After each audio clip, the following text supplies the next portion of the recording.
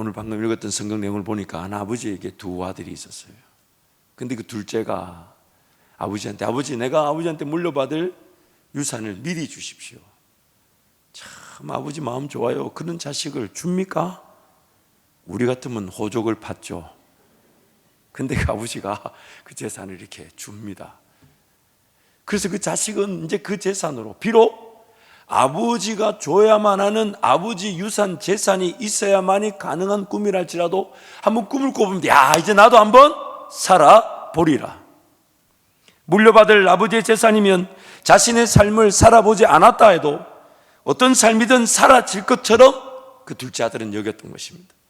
무엇이든 가능할 것처럼 여겼습니다. 어떤 것이든 자신이 있었을 것입니다. 물론 아버지의 재산을 물려받는 것이 없어서는 시도할 수 없는 삶이라고 해도 세상에 나가 한번 살아보고 싶었습니다. 이제 아버지로부터 떠나서 자신의 삶을 개척하고 도전해보고 싶었습니다. 하지만 둘째 아들의 시도는 완전히 바닥을 치고 끝도 보이지 않는 나락의 깊은 낭떠러지로 떨어지고 말았습니다. 자신의 계획과 심지어 최선으로 자신의 삶이 유지, 관리, 보호조차 되지 않았고 아버지의 재산을 모두 허비하고 아버지의 집의 종들조차 먹지 않을 음식으로 연명하는 인생이 되고 말았습니다.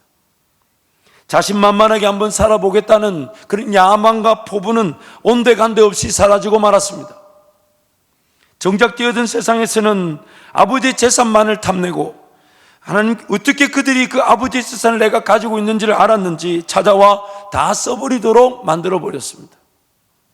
무엇을 계획해보고 시도해보기도 전에 다 낭비되고 말았던 것입니다. 자신의 생각과는 다르게 전혀 준비가 되어 있지 않았습니다. 마치 내가 살아야 될 삶이지만은 과연 어떤 준비가 필요한지 모른 채 살아야 되는 우리 인생처럼 계획은 했지만 한번 살아보리라, 자신만만했지만 자신의 생각과 계획과는 전혀 정반대로 아무런 준비가 되어 있지 않았습니다. 아버지의 집에 있을 때와는 완전히 달랐습니다. 세상을 사는 법도 몰랐지만 자기 자신의 삶을 스스로 개척해서 살아본다는 것이 어리석은 선택이라는 것을 그 아들은 몰랐습니다. 물론 자기 삶을 다른 누군가가 대신해서 살아줄 수 없기 때문에 내가 어떻게든 살아야 되지만은 내 삶이지만은 내가 내 삶을 살아질 수 있도록 능력을 가지고 있지 않더라는 겁니다. 여러분, 내 삶이 어떤 일이 일어날지 아십니까? 내 아무리 열심히 나를 보호하고 지킨다 해도 어떤 사고가 일어날지 혹시 아십니까? 어떤 일이 어떻게 일어날지 모르기 때문에 우리는 우리 삶을 보호할, 잘되게 할 능력도 없지만 보호할 능력도 없습니다. 아버지 품에 있어야만 했던 이유를 둘째 아들은 세상 나가보고 난 다음에야 알았습니다. 아버지 집에 있어야만 안전한 것임을 둘째 아들은 아버지의 재산을 다 탕진하고 난 다음에야 알았습니다. 아버지와 함께 살 수 있다는 것이 얼마나 귀하고 값진 것인가를 자기 능력의 한계에 부딪히고 난 다음에야 알았습니다. 아버지의 보호하심과 인도하심이 얼마나 귀한 것인가를 그때야 발견한 것입니다. 그리고 둘째 아들로서 자기에게 주어진 아버지의 자녀로서의 특권과 권리가 얼마나 소중하고 가치 있는지를 다 잃고 나서야 세상에서 완전히 방황하고 세상에서 더 이상 기댈 곳이 없을 때야, 그때야 알게 된 것입니다. 자기에게 주어진 것, 즉 아버지 집에 있는 것, 아버지 품 안에 거하는 것, 아버지와 함께 살아가며 아버지의 보호와 인도하심을 받는 것의 소중함을 세상에서의 실패와 실수 그리고 죄를 짓고 난 다음에야 알게 되었습니다. 얼마나 절박했던지 둘째 아들은 자기 스스로 아버지의 종이 되기를 자처했습니다. 왜냐하면 지금 세상에서 자기를 아버지처럼 받아 주기는커녕 돼지들이 먹는 먹이조차 주지 않으려고 하니 차라리 아버지 집에 종이 되는 것이 더 낫겠다고 자기 스스로 아들됨을 포기하려고 했습니다. 그래서 자기 스스로 아버지의 아들로 아버지의 집에 돌아가기가 부끄러워 종을 시켜달라고 부탁 한번 해보자. 종이라도 시켜달라고 부탁 한번 해보자. 그러면서 아버지의 집으로 발걸음을 돌렸습니다. 그런데 아버지는 항상 그 자리에서 그 아들을 기다렸다는 듯이 아직도 거리가 먼데 달려나와 그 둘째 아들을 맞이해 줍니다. 아버지의 재산을 다 당진하고 세상에서도 버림받은 아들임에도 자기 아들이라는 이유로 오히려 엄청나게 기뻐하고 즐거워하며 아들을 맞이해 줍니다. 둘째 아들은 아버지와 함께 살기를 거절하고 아버지의 품을 떠났지만 아버지는 그 아들을 결코 포기하실 수 없으셨습니다. 둘째 아들은 자기 스스로 아들됨을 포기하였지만 아버지의 사랑은 아들이 어떤 형편에 있든지 간에 심지어 어떻게 행동했든지 간에 자기 아들이기 때문에 포기하실 수가 없으셨던 겁니다. 다시 아들로서 목을 안고 입을 맞추며 옷을 입혀주고 손에 가락지를 끼워주면서 아들로서의 삶을 거절했던 그 아들을 다시 아들로 받아주시고 새로운 출발의 기회를 주더라는 것입니다. 우리는 이 둘째 아들과 같은 이런 인생의 위기를 늘 당해왔고 또 앞으로 당할 겁니다. 하나님 그분의 살아계심과 그분의 지음을 받은 존재로서 하나님과 동행할 수 있도록 창조되어졌고 하나님 아버지 이 세상을 지으신 만물의 주인이 되시며 모든 물질의 주인이 되시는 그분 것을 힘입어 살아가는데 그래서 생명도 얻었고 호흡도 있는 것인데 그 아버지 하나님의 곁에서 아버지 그분 안에 있어야만 안전한 것인데 그걸 모른 채 자꾸만 하나님 그분을 모른 채 의지하지 않은 채 동행하지 않은 채 알고 싶어 않은 채 그냥 막 살려고 합니다. 그러다 보니 실패와 실수나 심지어 죄를 피할 수 없더라는 것입니다. 그리고 그제서야 그때야 하나님 나 도와주세요. 하나님 나 도와주세요 라고 돌아왔던 것이 오늘 저와 여러분 아닙니까? 옆에 사람 한 분 얼굴 한번 봐주세요. 죄인 같아요? 의인 같아요? 아니 한번 봐주세요. 죄인 같아요? 의인 같아요? 조금 착하게 보일 수는 있지만 조금 선하게 보일 수 있지만 여러분 속지 마세요. 죄인입니다. 하나님의 은혜가 필요한 죄인들입니다. 어제도 하나님 은혜로 살았고 오늘도 하나님 은혜로 살 것인데 우리는 자꾸만 그것을 잊어버리더라는 것이죠. 둘째 아들은 아버지께로 돌아왔을 때 그때야 세상 나가 허랑방탕하게 아버지 재산 다 까먹고 다 잃고 살아보니까 안 되더라, 어렵더라, 내 길이 어딘지 모르겠더라, 나는 인류 역사를 통틀어서 이전에도 없고 앞으로도 없는 유일한 사람, 그 얼마나 가치가 있냐요. 그렇죠? 그러면 이 가치대로 인정받아야 되는데 어디든 그 가치대로 나를 인정 안 하고 자꾸 부려먹으려 하고 써먹으려 하고 자기 꿈을 위해 나를 소모품처럼 쓰려는 그 세상. 그래서 그 세상에 이리 치고 저리 치고 나니까 그제서야 그때야 하나님 그분 안에 거하는 것이 가장 안전한 것인데 나를 지으셨고 나를 제일 잘하시고 나도 모르는 내 필요를 하나님은 알고 계시고 내가 걸어가야 되지만 나도 모르는 길을 하나님은 다 아신대. 보통 아시는 분이 아니에요. 모든 가능성의 길을 다 아십니다. 그 가운데서 하나님이 제일 영광을 받으실 길로 나를 인도하고 싶어 하는데 우리는 자꾸만 내 계획, 내 생각으로 곁길로 가고 잘못된 길로 가고 좋다고 가봤더니 나를 죽이는 길인 줄 모르고 좋다고 달려갔었어요. 우리는 자꾸 그런 위기 속에 있죠. 그런데 그렇게 실수하고 실패하고 그때서야 압니다. 그때서야 하나님의 사랑이 얼마나 위대한 것인지, 하나님 그분 안에 거하는 것이 안전한 것인지, 하나님 그분 없이는 살 수 없다는 것을 시큰 당하고 나면 압니다. 그리고 돌아왔는데 그 아버지가 둘째 아들을 반기듯이 우리 하나님은 항상 웃으며 반겨주시잖아요. 예배당 들어올 때 여러분 그 하나님이 안 느껴지시던가요? 절대 걱정하지 마. 여러분 있는 모습 그대로를 받아주십니다. 제발 부탁인데 담배 끊지 말고 피면서 오십시오. 그거 중요하지 않아요. 술이 안 끊어지거든. 그러면 어제 저녁에 조금 일찍 드시고 예배에 지장 없도록 하고 오시면 좋겠어요.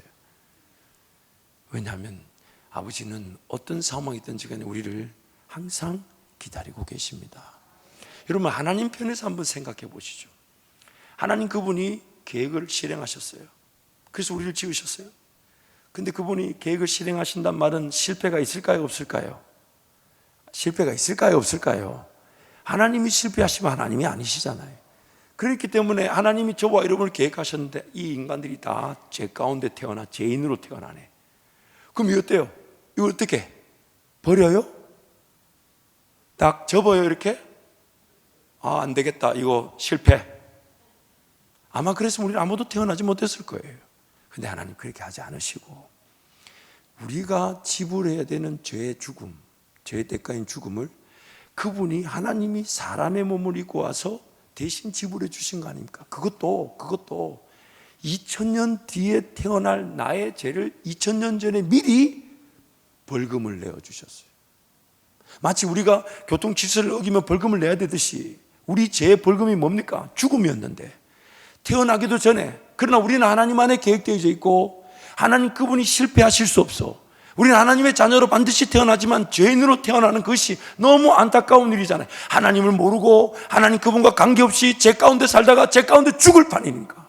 근데 하나님이 실패하실 수 없다는 그 하나 이유, 하나님이 나를 자녀로 선택하셨다는 그 하나 이유 때문에 마치 아들이기 때문에 무조건 받아주듯이 하나님께서 우리를 무조건 받아주시기 위해 2000년 뒤에 태어날 저와 여러분의 죄의 벌금을 2000년 전에 하나님이신 예수께서 사람의 몸을 입고 와서 대신 죽어주신 거 아닙니까?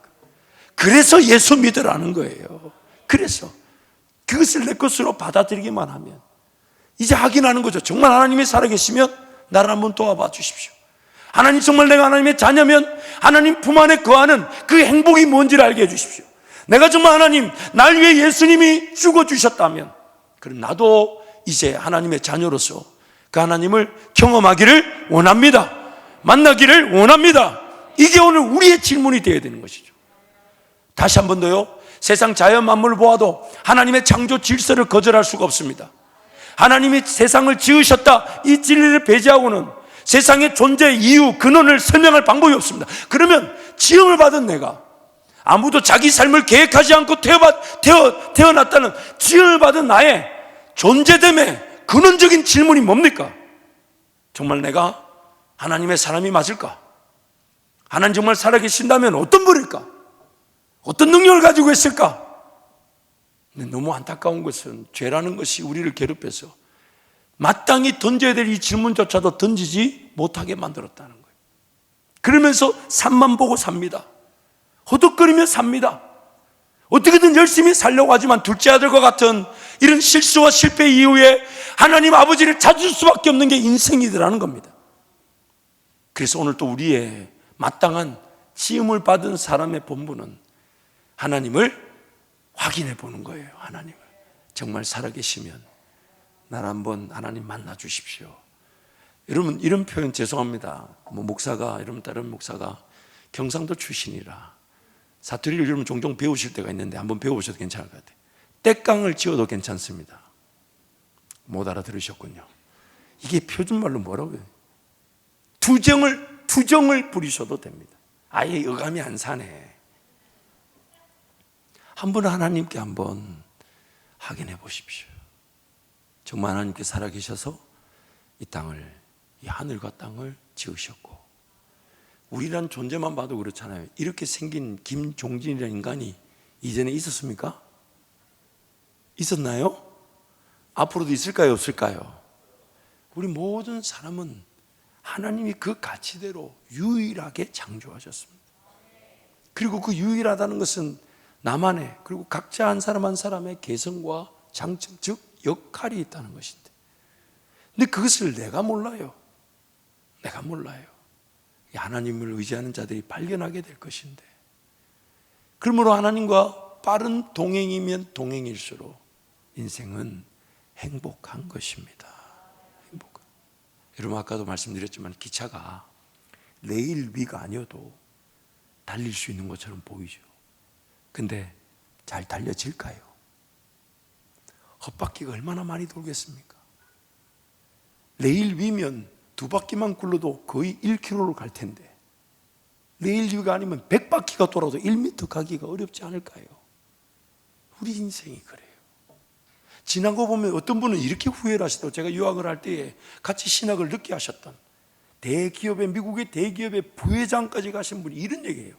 내가 이 에너지로, 이 열심으로 이 기업에 40년 근무하지 않고 좀 더 큰 꿈을 꿨어야 되는데, 저한테 그러시더라고요. 그러면서 저를 부러워하시더라고요. 학벌도 없고 지방대 나오고 신학교 출신인 나한테 도대체 누가 김전도사한테 이 한 길, 주의 종의 길을 이렇게 일찍부터 가게 만들었냐고, 도대체 누가 그렇게 가르쳐 줬냐고 저를 부러워하시더라고요. 막 회사 카드 꺼내가지고, 여러분 그거 아십니까? 그 회사 카드, 그 블랙 카드라고 보신 적 있어요? 그거 한도가 없다 하더만요. 저는 그분하고 수업을 늘 듣기를 사모했고, 늘 물론 하나님처럼 여겼던 적도 있는 것 같아요. 왜냐하면 같이 다니면 늘 뭐 식사가 공짜고 기름도 넣어주고 이런 거 이렇게 써도 되냐? 괜찮다 그러면서. 그래서 오히려 저를 부러워하시는데, 그분 고백이 그래요. 그분 나름대로 매일 새벽 기도하면서 40년 동안 하나님을 섬긴다 했고, 하나님 나라를 위해 살면서 그 세상의 영역에서, 그래서 그 미국의 큰 대기업의 부회장까지 올라가셨는데, 그분이 하는 말이, 내가 이 열심과 이 노력으로 이 길을 걸어오지 않고 주님 나라 위해 직접적으로 선교하고 복음을 전하는 그 일을 위해 살았어야 되는데, 뭐냐면 인생이 그리 길지 않더라는 겁니다. 주님 앞에 서게 되니까 우리 인생이 끝나면 다 하나님 앞에 돌아가잖아요. 그날을 생각하니까 나름 여러 유학생 집회에 강사도 나가시고 간증도 하시고 기업인, 크리스찬 기업인으로서 인정받고, 그래서 여러 유명 일간지의 신문에도 표지물에도 나오신 분이에요. 근데 그분이 하는 말이, 뒤늦게 신학을 하면서, 내 인생을 좀 더 하나님을 사모하고 의지하고 걸어갔어야 되는데, 제가 볼 때는 어마어마한 위치인데도, 하나님의 놀라운 능력을 누렸는데도 그것을 아쉬워하는 거예요. 저를 보고 부러워하시더라고요. 저를 보고 대학을 신학교부터 시작한 지방신학교 저한테 저를 부러워하시더라고요. 사랑하는 성도 여러분, 우리는 물고기처럼 물 안에 있어야 돼. 하나님 안에 있어야 합니다. 하나님. 그래서 라틴어로 보면, 그 이제 나중에 영어로 보면 열정이라는 단어는 인투지아즘이라고 그럽니다. 열정이라는 단어는 인투지아즘인데, 그것이 원래 라틴어, 즉 헬라어에서 왔는데, 즉 en이라는 게 in, 안이라는 뜻이고요. 투지아즘이라는 게 다름 아닌 테오스, 즉 하나님이라는 단어. 우리의 열정은요, 우리의 삶의 동기부여는 하나님 안에 있어야 가능한 것이에요. 하나님 안에, 하나님 안에. 여러분, 자신이 죄인됨을 인식하신다면 우리를 위해 죽어주신 예수 그리스도를 믿는 것 외에는 다른 방법이 없습니다. 아무리 제가 여러분을 사랑한다 해도, 그래서 제가 우리 장로님 한 분 계시니까 너무 우리 장로님 인생이 너무 아깝지 않냐, 그래서 제가 죽었다고 칩시다. 그래서 하나님 앞에 가서 얘기합니다. 우리 사랑하는 장로를 위해서 제가 목숨을 내어놓았습니다. 그럼 하나님 저한테 뭘 하실까요? 네 거는 어떡할 건데? 그냥 너는 오늘 일찍 죽은 거야. 우리는 누구를 위해 죽어줄 수가 없어요. 그러나 죽지 않아도 되는 분이 필요한데, 그분이 바로 하나님이셨던 예수 그리스도십니다.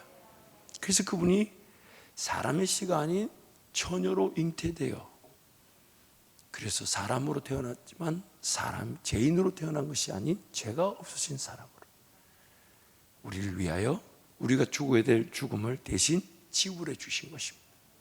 그래서 우리는 그 예수님 믿을 뿐만 아니라 그 예수님이 우리를 그 하나님과 동행하는 길로 인도해 주신다는 거예요.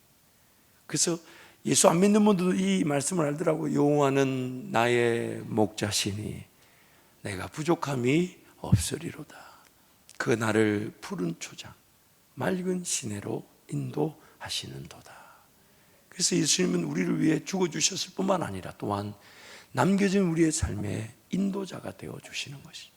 그래서 그 예수님이 지금 그분을 찾고 구하는 자들을 도와주기 위해 이런 예배당을 만들어 놓고, 이 코로나 상황 중에도 보세요 여러분, 신앙이라는 것이 내 생명보다 더 귀한 것인 줄 알아, 이렇게 달려 나오지 않았습니까? 우리 이사야 43장 1절이 7절인데요, 세 번역인데요, 우리 같이 한번 읽으면 좋겠습니다. 함께 갑니다. 그러나 이제 야곱아, 너를 창조하신 주님께서 말씀하신다. 이스라엘아, 너를 지으신 주님께서 말씀하신다. 내가 너를 속량하였으니 두려워하지 말라. 내가 너를 지명하여 불렀으니 너는 나의 것이다. 내가 물 가운데로 건널 때에 내가 너와 함께하고 내가 강을 건널 때에도 물이 너를 침몰시키지 못할 것이다. 내가 불 속에 걸어가도 걸리지 않을 것이며 불꽃이 너를 태우지 못할 것이다. 나는 주 너의 하나님이다. 이스라엘의 거룩한 하나님이다. 너의 구원자다. 내가 이집트를 속량물로 내주어 너를 구속하였고 너를 구속하려고 너 대신에 에디오피아와 스바를 내주겠다. 내가 너를 보배롭고 존귀하게 여겨 너를 사랑하였으므로 너를 대신하여 다른 사람을 내주고 너의 생명을 대신하여 다른 민족들을 내주겠다. 내가 너와 함께 있으니 두려워하지 말아라.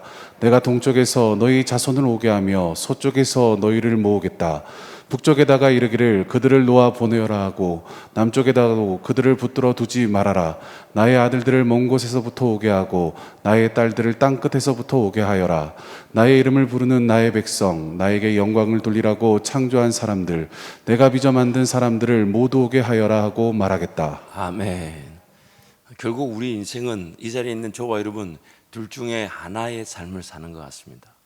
둘 중에 하나가 뭐냐면, 첫 번째는 원래 하나님이 창조하신 그 목적과 모양대로 하나님 그분 품 안에 거하는 것이 가장 행복한 줄 알고 그분을 즐거워하고 그분을 기뻐하며, 내가 모르는 인생 하나님은 아시니까 그분께 내 인생을 맡기면서 그분과 동행하는 삶이 있는가 하면, 하나님 그분의 지음을 받았는데도 불구하고 둘째 아들처럼 아버지의 유산을 물려받아서 내가 세상 나가서 한번 살아보겠다고, 그래서 하나님 그분을 예비하지 않고 하나님 그분을 한번 경험해 보지 않고 확인해 보지 않고 그 사랑이 얼마나 귀한지, 그 능력이 얼마나 큰지, 그 권세가 얼마나 위대한지, 그런 것들을 이게 확인해 보지 않고 세상 나가 살다가 둘째 아들처럼 실수하고 실패하고. 여러분 잊지 마세요. 실수하고 실패한 것은 분명히 우리 잘못이지만 하나님 편에서 자기 백성인데 하나님을 예비하지 않고 하나님을 찾지 않고 세상 나가 잘 살도록 도와줄까요? 안 도와줄까요? 참 딜레마예요. 그렇죠? 안 도와주자니 죽을 것 같고, 도와주자니 하나님의 지음을 받은 사람인데 하나님을 예배할 줄 모르고 세상 나가 잘 되면 그 잘 되는 걸까요? 안 되는 걸까요? 자, 우리 하나님의 지혜가 신묘막측하니까 그 긴장감 속에 우리가 이렇게 은혜를 누리고 있는 거지. 제가 하나님이면 노아 홍수는 100만 번쯤 일어났을 겁니다. 오늘 우리의 삶, 여러분 세상 나가 더 이상 헤매지 마시고 하나님을 한번 찾아봐 주시되 부담 갖지 마시고 있는 모습 그대로, 아까도 얘기했죠? 담배 피시면서 오셔도 됩니다. 술 못 끊으셔도 오셔도 됩니다. 이것저것 부족한 것 주님 모르시잖아요. 그러나 한번 하나님께 손을 한번 내밀어 보십시오. 그분이 이미 기다리고 계셨다듯이 멀리서 달려와서 여러분 목에 어금 맞추고 옷을 입혀주면서 손에 가락지 끼워주면서 기다리고 계신 그 아버지의 마음을 우리 모두에게 베풀어 주실 것입니다. 이 시간 제가 한번 기도할 텐데요, 여러분 마음에